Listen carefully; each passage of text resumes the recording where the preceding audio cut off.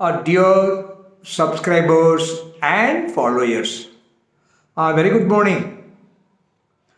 Today, the topic is importance of oral practice. Importance of oral practice. You see, your lessons should be said aloud, and that too again and again. This is important. நீங்கள் உங்கள் பாடங்களை படிக்கும் பொழுது வாய்விட்டு வாசிக்க வேண்டும். அது எப்படி வாசிக்க வேண்டும்?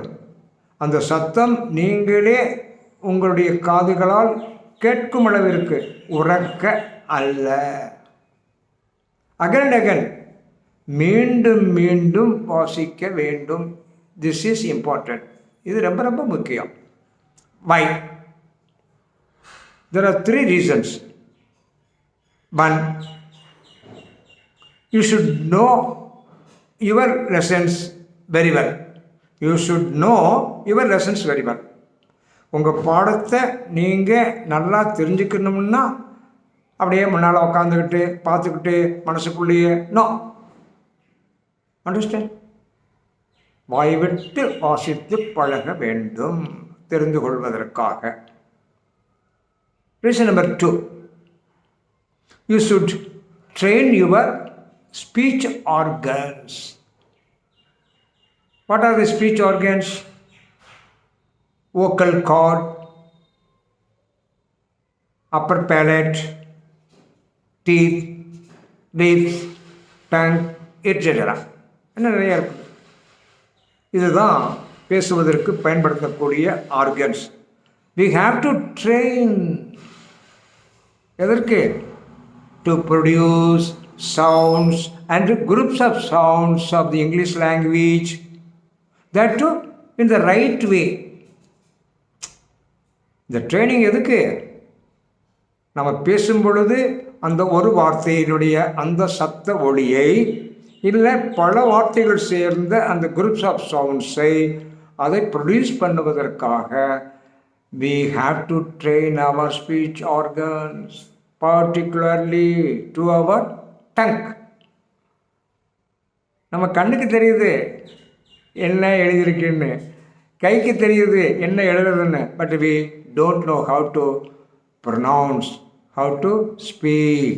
அதனால் இதுக்கு ட்ரைனிங் கொடுக்க வேண்டியிருக்கிறது, சவுண்டுகளை சரியான முறையில் உற்பத்தி பண்ணுவதற்கு. Reason number 3, we should train our ears.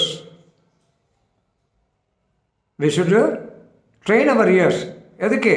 To listen the sounds and groups of the sounds and to get to know them very closely. அந்த பேசும்போது அந்த சவுண்டு வருதுங்க இல்லையா, அதை உன்னிப்பாக கேட்பதற்கு. அது ஒரு வார்த்தையினுடைய சவுண்டுனா பரவாயில்ல, பல வார்த்தைகள் வரும் பொழுது we are likely to be confused. அப்போ அதை கேட்டு கேட்டு கேட்டு பழகுவதற்கு. அந்த க்ளோஸ்லின்னா என்ன? Very simple. இப்படி வச்சுக்கலாம். WORK. இது என்ன வாசிக்கிறோம்? ஒர்க்குன்னு வாசிக்கிறோம். ஆனால் ஏறக்குறைய அதை எப்படி ப்ரொனவுன்ஸ் பண்ணணும்? ஆங்கிலேயர்கள் எப்படி பேசுகிறாங்க, நல்லா படித்த இந்தியன்ஸ் எப்படி பேசுகிறாங்க? பாக் பாக்.